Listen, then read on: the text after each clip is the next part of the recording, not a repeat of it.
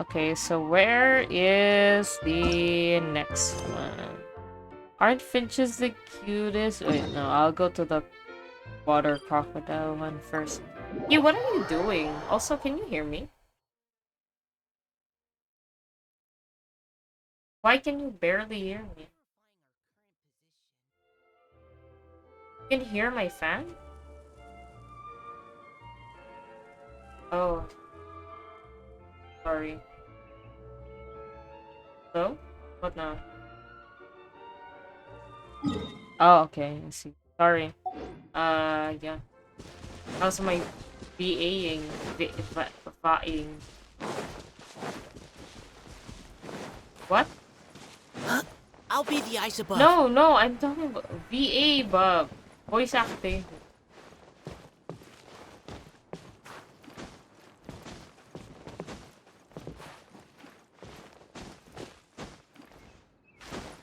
Um,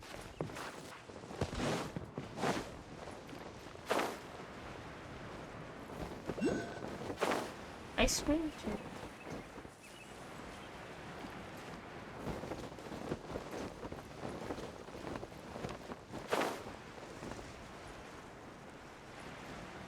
Another fontaine.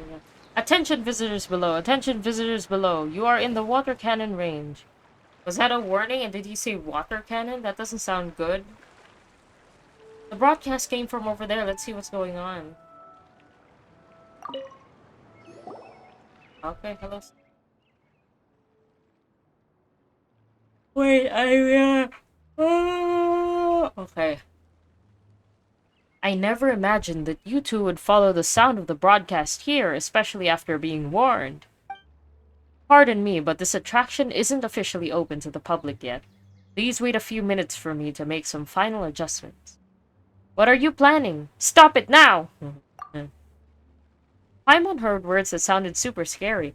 Water cannons! Must be that huge thing over there. Whoa, it's scary just to look at it. What are you trying to do here? We won't let you get away with it.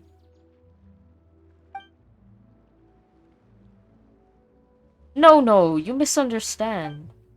I'm Chatilian, head of Project Spino Blaster. This project simulates naval battles, but much more fun and casual.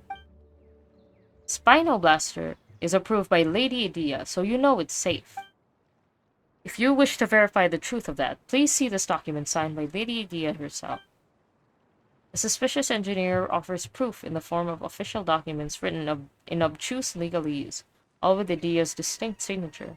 The margins even contain a few remarks and well wishes from Idea in her inimitable style. So it's a project approved by Idea. You scared us half to death. So what's the deal with the water cannons? That's just a simplified nickname. Its full name is so long that I'm pretty sure most people would go for something shorter based on its appearance. Anyway, its water bullets are completely harmless. At most, they might soak up the guests standing near their target. Some guests enjoy the sudden coolness from being splashed, but some hate how their clothes stick to their body afterward. We don't want anyone to have a bad experience. So if possible, I would like to post warning signs around the area. Paimon didn't think you were so considerate. That's a great idea. Now I'm curious, what's its full name? It's called the Crocomorph Vortex-based Crocodilian Armored Heavy Naval Battleship Style Recreational Water Blasting Cannon. The name accurately reflects both the appearance and its underlying principles. Wow, you weren't kidding. Paimon can't even repeat it, much less understand it. But just calling it a water cannon kind of misses the point, right? Why not call it a croco cannon? The alliteration.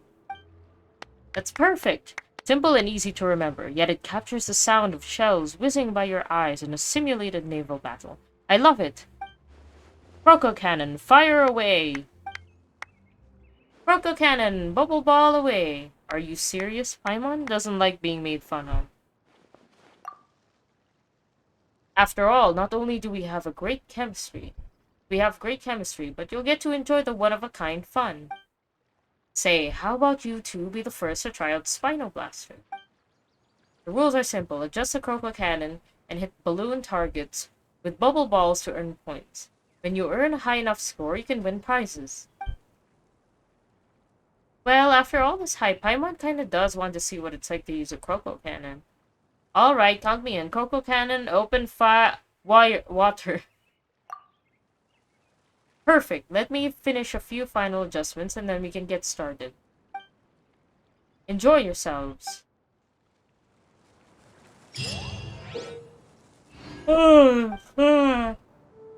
Basically the wind bloom and shooting thing.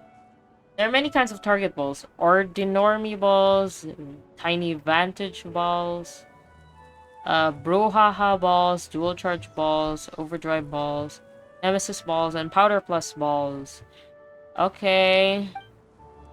Hitting target balls successfully within a fixed amount of time will build your combo. Alright. Distinguished guests, would you like to play Spino Blaster now? This game is pretty fun, even though I haven't played it. Let's play Spino Blaster. No problem, please blast away to your heart's content. Okay.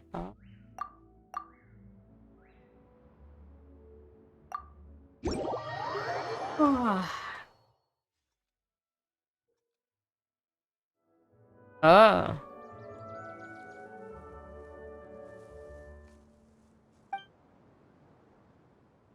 Oh no.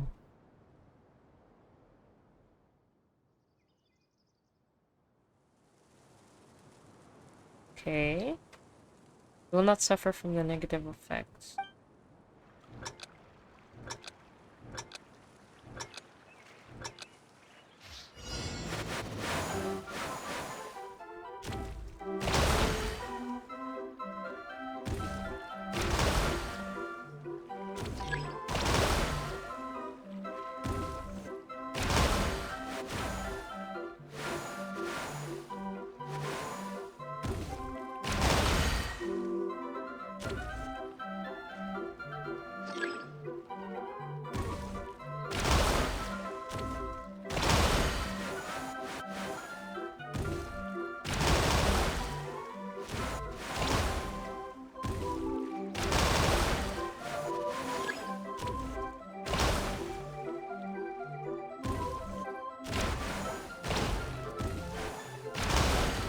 Okay, I'm a little slow because I'm trying to.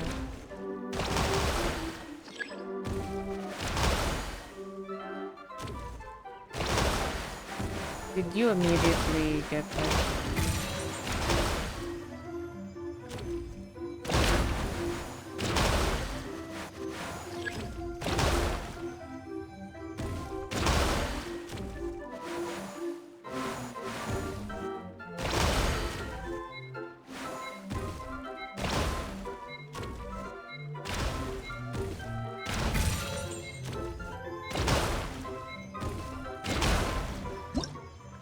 Okay. Uh-huh. Oh, I got gold. Interesting. This is the one challenge that I thought I would not get gold. The shooting one. Alright. That's cool. That's cool. I like that. Hi, Chatilian. Chatillon. Uh-huh. This game's pretty fun. Yeah, we imagined we were just like gunners on a huge battleship.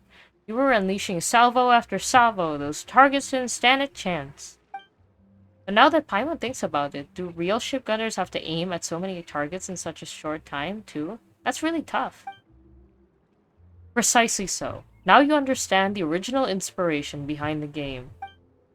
Shells don't fly in a straight line, but arcs. Gunners must raise the cannon to hit faraway targets. At the same time, the ship will be rocking on the waves, so the gunner must adjust the cannon vertically to compensate for the pitch and roll. For all of those reasons, gunners must be extremely proficient in determining the proper elevation of the cannon barrel in order to be able to properly aim in all situations. Of course, it's also essential to learn how to lead properly in order to hit fast-moving targets. The faster the target and the slower the shell, the more difficult it is to predict how much to lead. That's why he invented the Crocomorph vortex-based crocodilian armored heavy naval battleship-style water-blasting training cannon. The speed and cost of ammo are both quite low. By placing the cannon on a rocking, floating platform and using balloon targets, superb gunners can be quickly trained, greatly increasing the battle prowess of the entire fleet. Training, battle. So this game is actually a project to train gunners? Paimon spells a new scent in the air. And it's gunpowder! If Idea found out there's such a military project in Valuria Mirage, wouldn't she feel unsafe? Relax. Lady Idea knows all about this. I don't plan to change Valuria Mirage into anything resembling a battlefield. Pay attention to my words. I said it was my original inspiration, and now it's recreational and not training. Far as I can tell, Fontaine's fleet doesn't need me anymore. Or rather, Fontaine has no intention to ever form another fleet like that. My invention has no other purpose, so it might as well be used for something fun. At least it will bring people some happiness. I guess that's okay, that's reassuring. Why do you sound so dejected? Did talking about Fontaine's fleet remind you of anything unpleasant? Haha, nothing like that. I don't want to spoil the mood. Lady Dia gave me a precious opportunity that allows me to keep doing what I do best.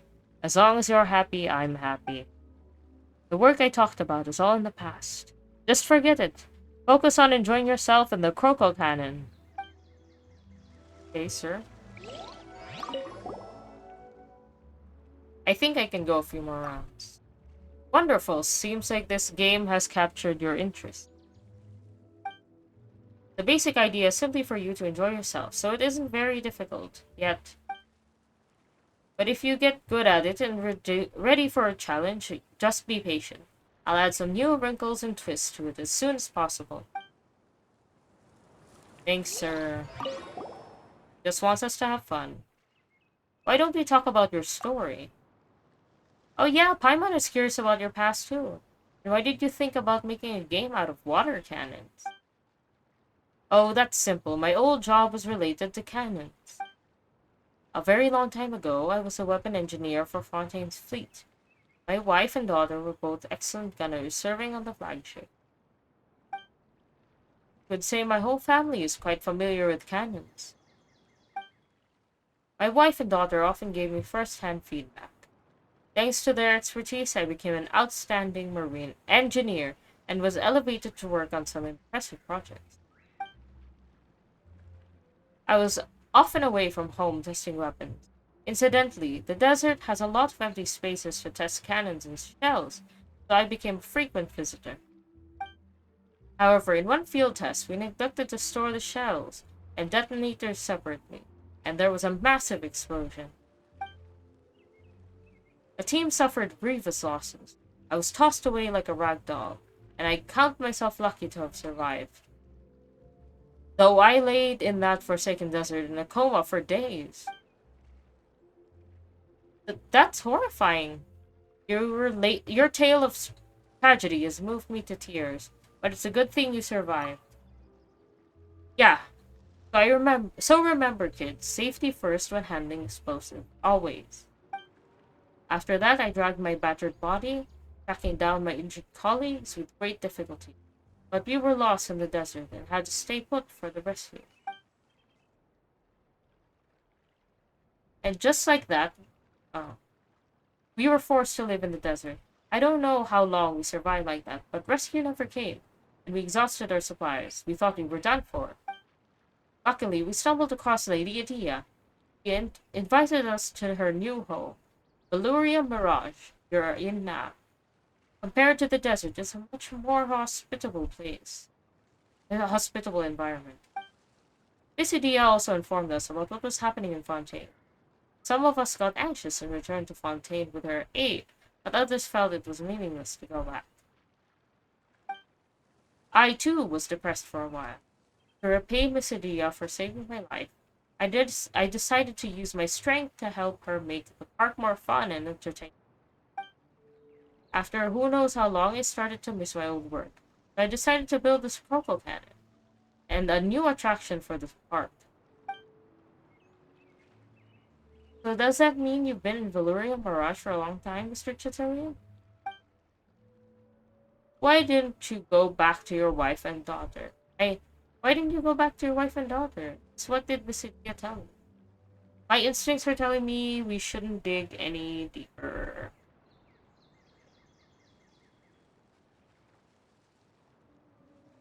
Absolutely not. Huh? Hey, how come Mr. Chatilian is looking so gloomy all of a sudden? Well, Paimon still doesn't know what exactly happened, but your Croco Cannon made us really happy, and will certainly do the same for other visitors too, Mr. Chatilian. So you can be happy and forget all the stuff that makes you sad. You're right. Got to get a hold of myself and be happy. It's what they all would have wanted. Every time I see the Croco Cannon in action, it reminds me of my daughter's favorite crocodile doll. Once she grew up, how cool she looked when operating the cannons with her mother. Thank you. Your support for the Croco Cannon and my project means the world to me. I will make this attraction even more fun. If it becomes popular, then more people will play and forget the troubles of the past. Although I don't know the details, I wish you the best. You will succeed for sure, Mr. Chatilian. Okay.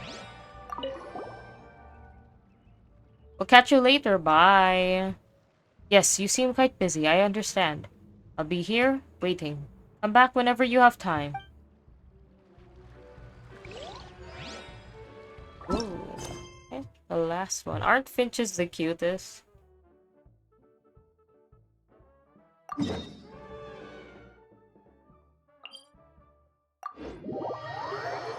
Finches!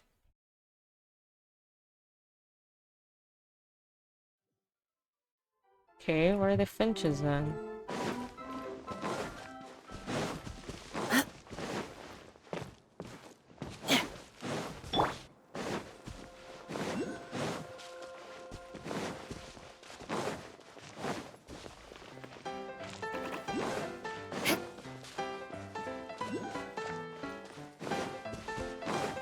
Ooh. Be a hermit. Oh, she, sorry. Basima.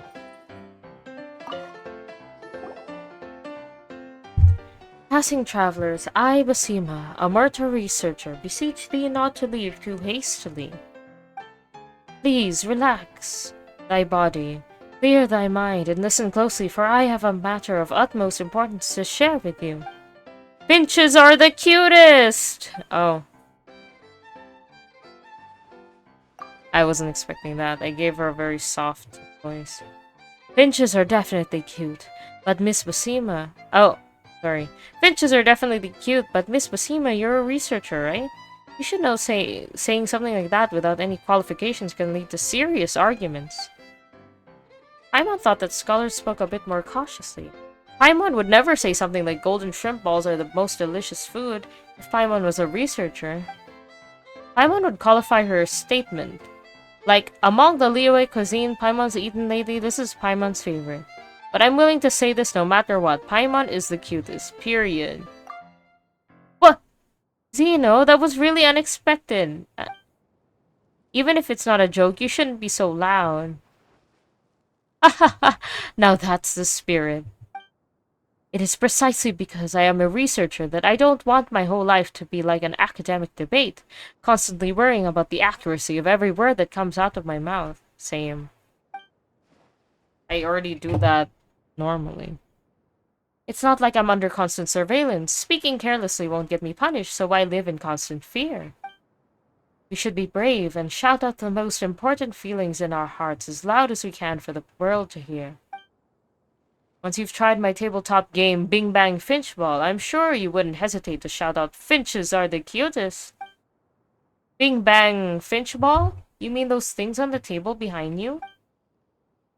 That's right. Once you've played, you'll see for yourself just how adorable Finches are. Also, as an official amusement venue of the Valeria Mirage, you'll be able to get rewards based on your score. She's made it sound so dramatic, but it worked. Paimon's getting really curious. Plus there are rewards for playing. What do you think, Zeno? Let's give it a go. Let's see just how cute Finches really are. Ha ha ha! Now you're getting it. Enjoy the game!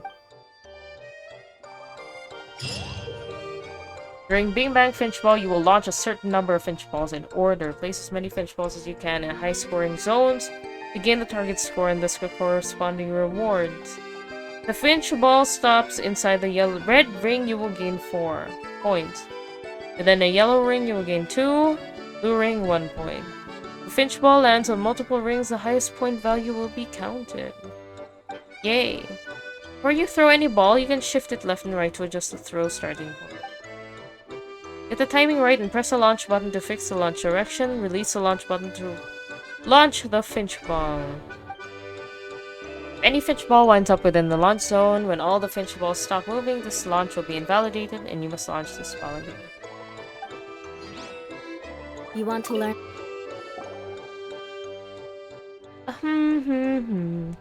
Now you've played Bing Bong Finch Ball, have you? Now, do you agree with me when I say that Finches are the cutest? Another round. Oh ho ho, that's true. Nobody should leave after just playing one round of Finch Ball. Play to your heart's content. Okay. Asima quickly lays the playing field out.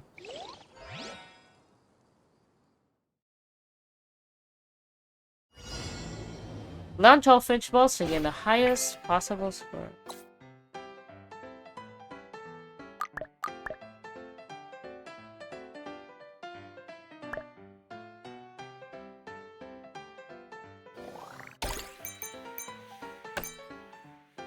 Wow. Yes.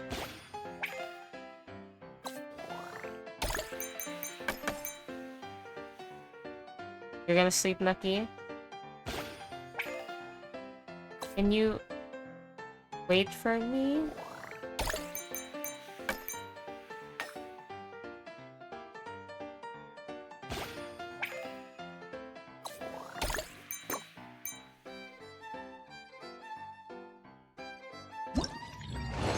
Oh. Ooh, okay. Right? Okay. Finches really are cute. Yep, Paimon couldn't tell by just reading the rules, but once Paimon started playing, Paimon found out the game was really fun. Hold the Finch Ball in your palm and feel its unique round design. Then study it closely and you discover incredible details you never expected. After that, you won't be able to resist trying to recall what real Finches look like and comparing them. Your reactions are amazing. This is exactly what I designed this game. This is exactly why. If this game catches on in Teyvat, it'll spark a wave of Finch fever. People everywhere will want to share their lives with a precious Finch by their side. Perhaps there will even be Finch cafes, Finch taverns, and even Finch hotels. That way even those who cannot raise a Finch of their own can still bask in their radiant cuteness. The sheer adorableness of Finches would supercharge anyone's spirits with love. People would become more patient and the world would have fewer arguments. With time, Teyvat would soon become a land of peace. That's why I have to work hard on this game. An ambitious plan. Hooray! Cuteness is peace. It may sound a bit dramatic, but it is a distinct possibility. Pet people are usually patient and reasonable. If more people raise Finches as pets, it would surely change their attitudes and create an atmosphere of peaceful discussion. Yes, that's absolutely what will happen, and thus the two of you can be considered the first ambassadors of Finch Peace. You may freely use any of my creations, even all of the Bing Bang Finch Ball. The only condition is that you spread the word across the world. Wow, who would...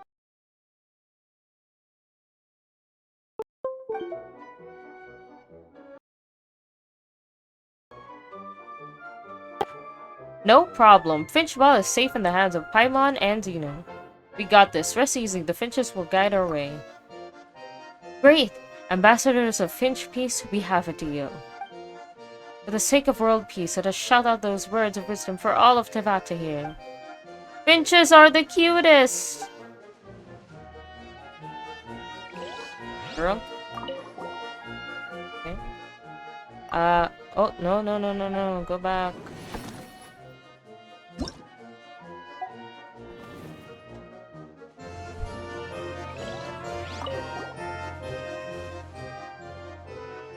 I think Paimon is even cuter. Shh, keep it down. Even Paimon can get embarrassed sometimes. Haha, this I will admit. Now that I look more closely, your floating white companion is every bit as adorable as a finch. The tiny body, the carefree attitude, fluffy white hair, the chubby round cheeks, the big watery eyes like crystals, and a delightfully colorful costume with not a speck of dust or blemish. Ordinary folk like me would never encounter such a wondrous traveling companion. Honored guest, you must be 1 in a million. No, a billion to have such a friend. So, in the eyes of most people, perhaps we should say, if you don't count the extraordinary Paimon, finches are the cutest. Correctamundo, Paimon is completely unique. Ha ha ha! I truly am the blessed among the fortunate. Whoa. Paimon thinks that this conversation has gotten really weird.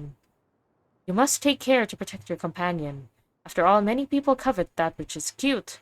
Some of the bad ones may even try to fight you for companion. Weird grammar. Okay. What are you saying?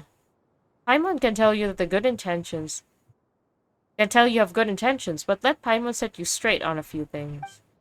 Companions are not something that can be won in a fight. It's a bond built on mutual trust, shared experiences, going through thick and thin, shared understandings. That's what matters. No one can take Paimon away from Zeno, and Paimon doesn't trust easily. I can fight off the baddies. We only make friends with those that are Paimon approved. An amazing speech, such knowledge, I must applaud.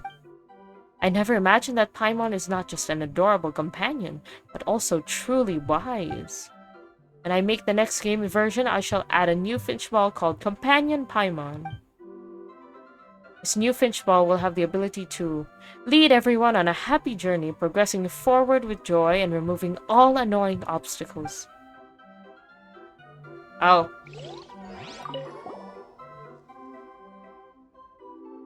What is the true meaning of cute?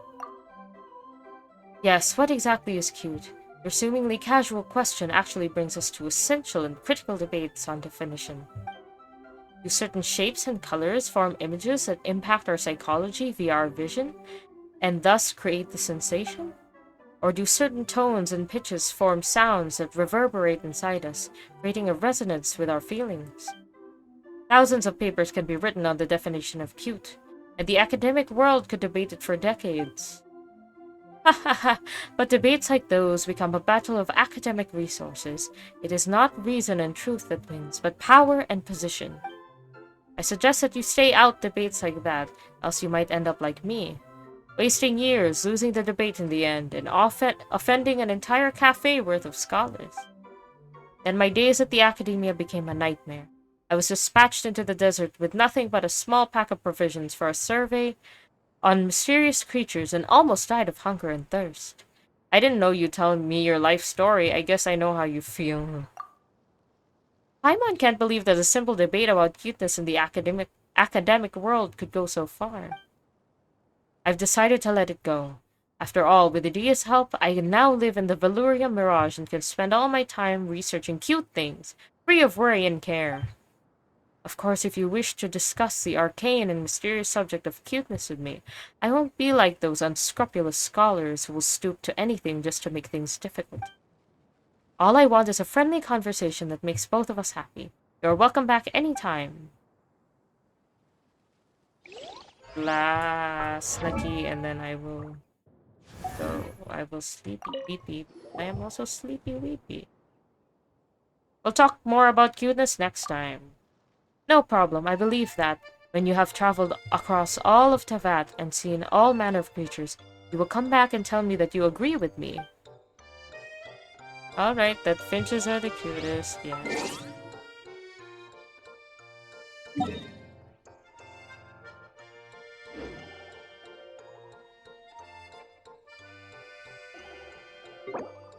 No, oops. Well, okay. I just quitted.